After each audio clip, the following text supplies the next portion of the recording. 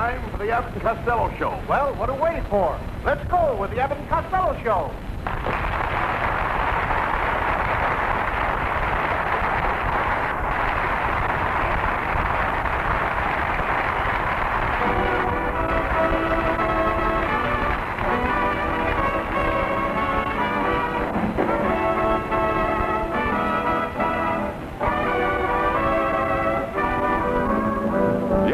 The Abbott and Costello Show, produced and transcribed in Hollywood tonight for your listening pleasure. So, hold on to your chairs, folks, for here they are, Bud Abbott and Lou Costello.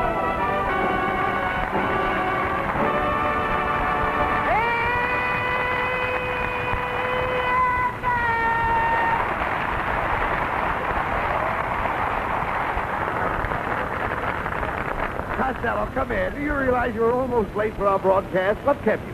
Where have you been? Oh, I was all over town today trying to find myself a new shirt. I had a terrible time. Well, naturally. You know there's a shortage of material. You said it. I finally had to buy one of those shirts made out of onion skin. And did that shirt embarrass me? Oh, now, come. How could an onion skin shirt embarrass you? Well, I walked into the Brown Derby restaurant, and my shirt tail jumped out and waved at the hamburgers. My shirt even chased the hamburgers into the icebox. Wait a minute. Your shirt ran into the icebox? What happened? That's all. Now my tail is told. Hey, oh.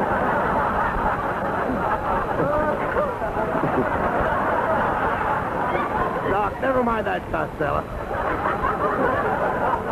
Costello, you mean you kept me waiting here all this time while you were out buying a shirt? Oh, yeah, but I had to get one. I met a wonderful girl today, Abbott. You did?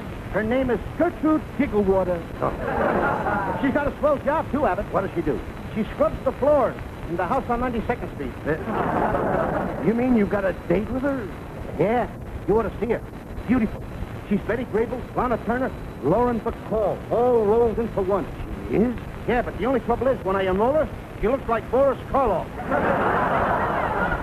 What are you doing with another girl, Costello?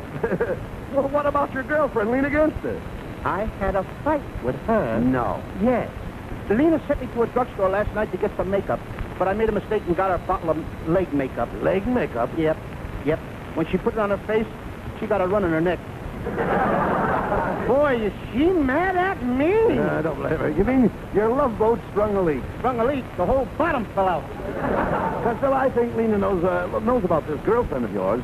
Yeah, she left this note for you. Here, you'd better read it. Okay. Oh, look. Dear Louis. Look how she spells Louis. L-O-U-S-E.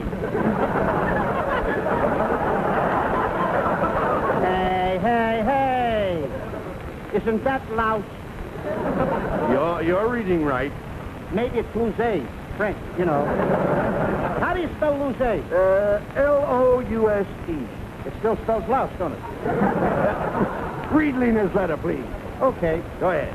I'll read it. Go ahead. I hear you are running around with another girl. I am coming over here, and I'm going to shoot you so full of holes, you can button your vest from any angle. Lena wouldn't shoot at me. She's a college girl. She told me she came from Penn State. She must have meant State Penn. You dummy, that was...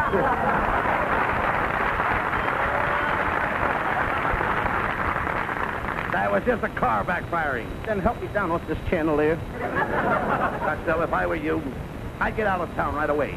Is there any place you can go where Lena can't find you? Yes, my Uncle Artie Stebbins. He has a monkey ranch. He raises apes.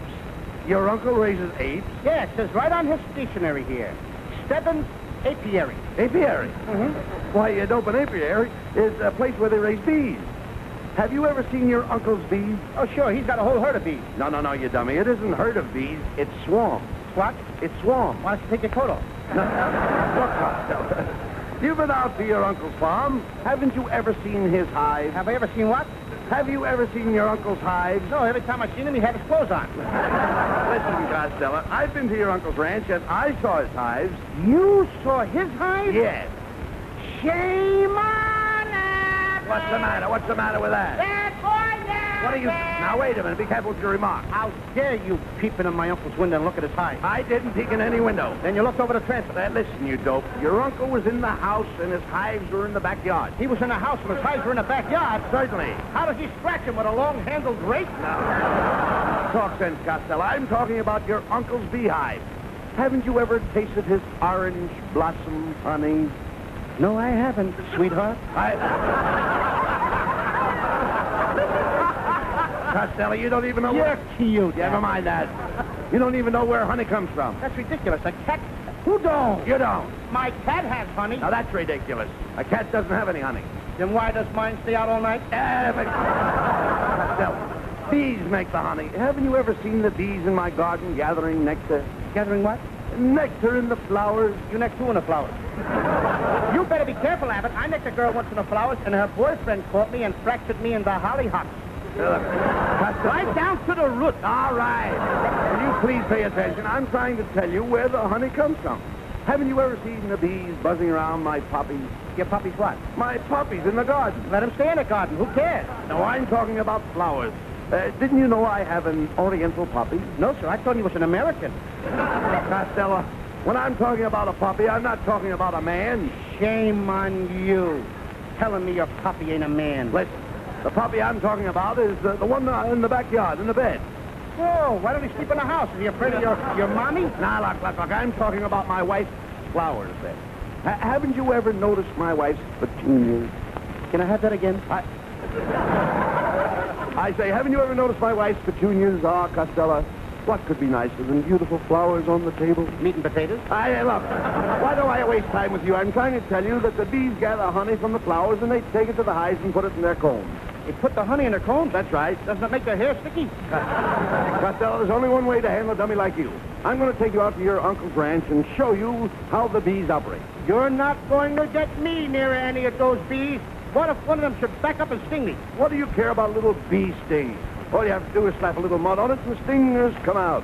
All I do is slap a little mud on it, and the stinger comes right out? That's right. Who's going to hold the bee while I slap the mud on him?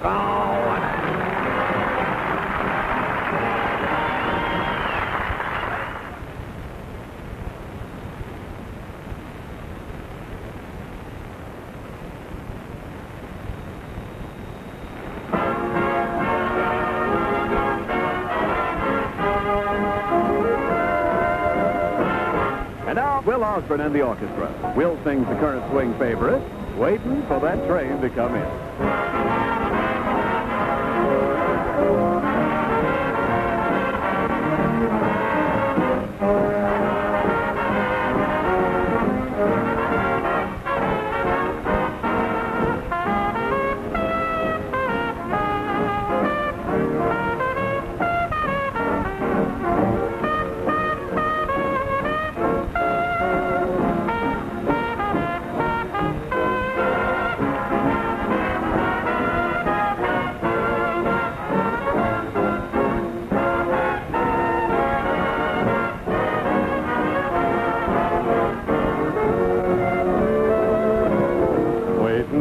Train to come in, waiting for my gal to come home. I've counted every minute of each livelong day, been so melancholy since she went away. I've shed a million teardrops or more, waiting for the one I adore. I'm waiting in the depot by the railroad track, looking for the choo-choo train to bring her back. Waiting for my life to begin, waiting for the train to come in, waiting for the train to come in.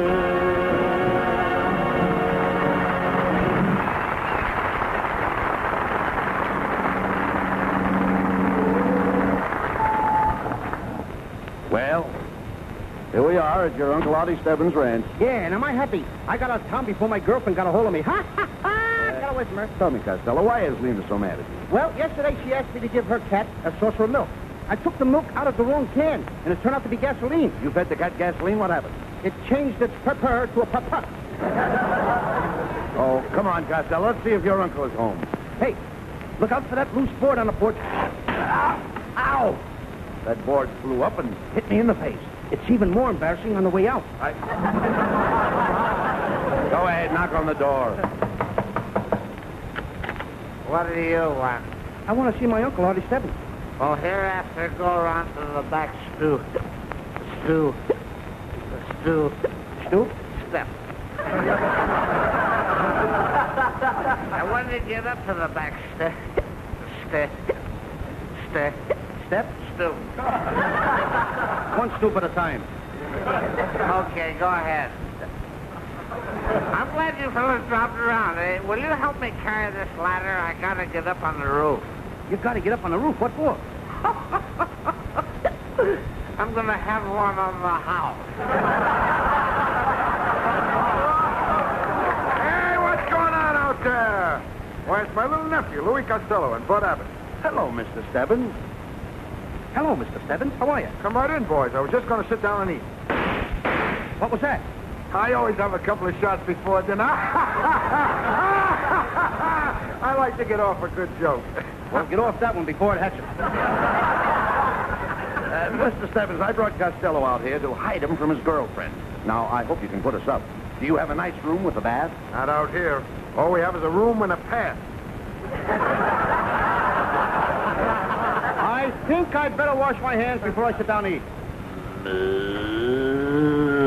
Get away from that cow. Is that a cow? I thought it was funny.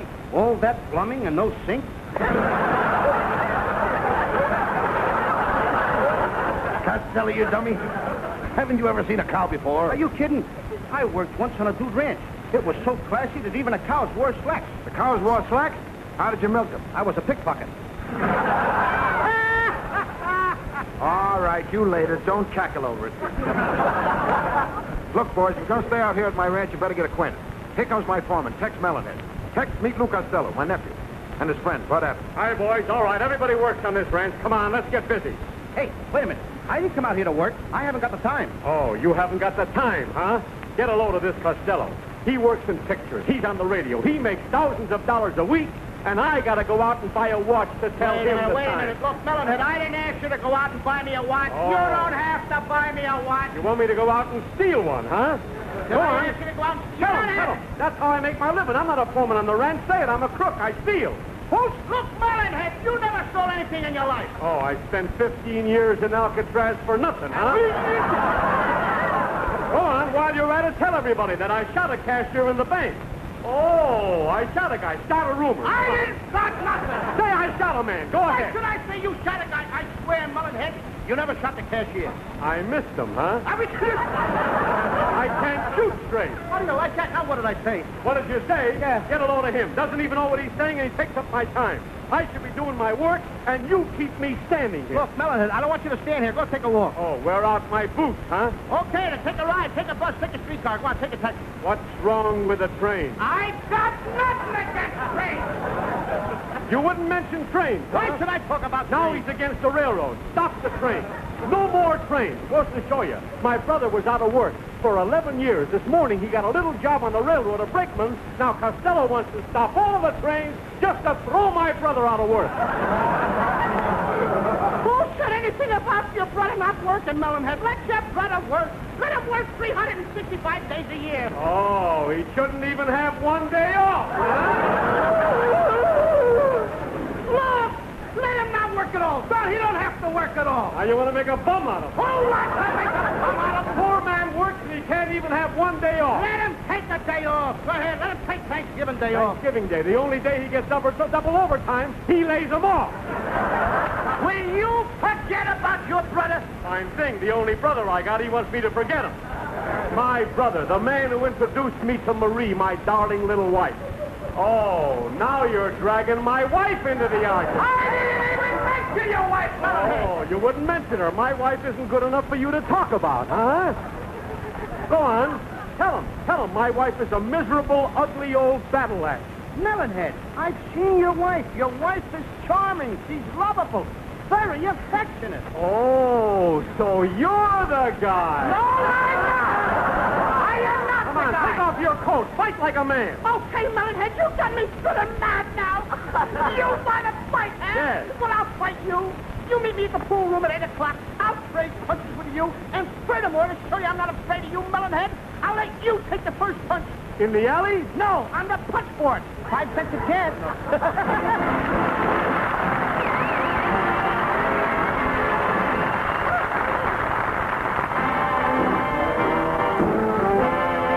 Lovely Connie Haynes. That's for me. I saw you standing in the sun, and you were something to see. I know what I like, and I like what I saw. But that to myself, that's for me. A lovely morning, I remarked, and you were quick to agree. You wanted to walk, and I nodded my head. I breathlessly said, that's for me. I left you standing under stars. The day's adventures are through. There's nothing for me but the dream in my heart, and the dream in my heart, that's for you.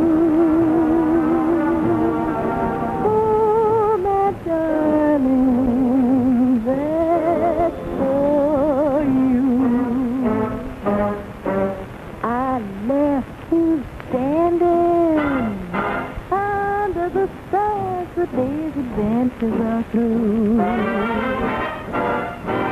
There's nothing for me but the dream in my heart, the dream in my heart, that's for you. Oh, my darling, I am saying that's for you. Oh, my darling, I am saying that's for you.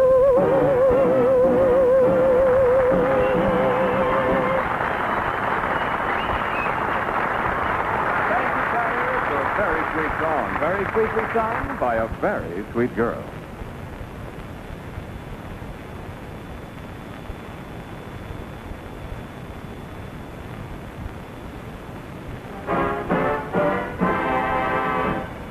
Well, Costello, this is certainly the life. Isn't it wonderful up here at your Uncle Artie Stebbins' ranch? Oh, Abbott, what a climate. It is. Where else can you jump out of bed in the morning and fill your lungs with that fresh California fog? Well, I'd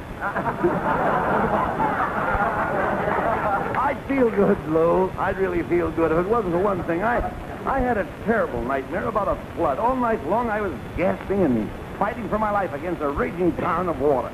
All around me there was nothing but water, water, water. That was no dream, Abbott. It wasn't? No, the stopper come out of your hot water bottle. Right. Hey, Costello, look out the window. There's your Uncle Artie Stebbins down there feeding the pigs. Let's get out and watch. Not me, Abbott. Those pigs are vicious. Vicious? Yes, sir. I saw a bunch of little pigs chasing a big pig around the pen. They finally threw him on the ground and tried to chew all the buttons off his vest.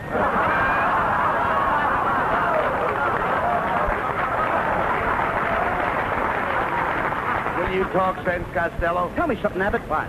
Do little pigs have little babies? Oh, of course they have little babies. That's funny. I always thought they had little pigs. All right. What's the matter with you, Costello? Why all this silly talk? Oh, I guess it's because I got away from Lena against her. And she can't find me way up here at my uncle's ranch. How can you talk that way against Lena? I think she's different. She has such a cute little button nose. Yes, but why does it have the button on her lower lip? Say, Costello, who's that getting out of that car? That's my old friend, Scotty Brown. Get a load of him, Abbott. He's all dressed up in a cowboy outfit. Hiya, laddie. Hi, Scotty. Coyote and a brobrick getting along, little doggy. Scotty, old boy, what are you doing up here at the Stebbins Ranch? Well, I heard you laddies were up here, and I came for a horseback ride. How do you like these nice woolly chaps I'm wearing? I made them myself. Woolly chaps. Looks like a suit of long underwear. Well, confidentially it is. I took a comb and roughed up the fuzz. Turn around, Scotty, and let's see the rest of your outfit. Come on. Hey, pretty snazzy, eh, laddies? Hey, wait a minute, Scotty. You've only got one spur. Did you lose the other one? No, I only bought one. If you spur one side of the horse, the other side has got to go, too.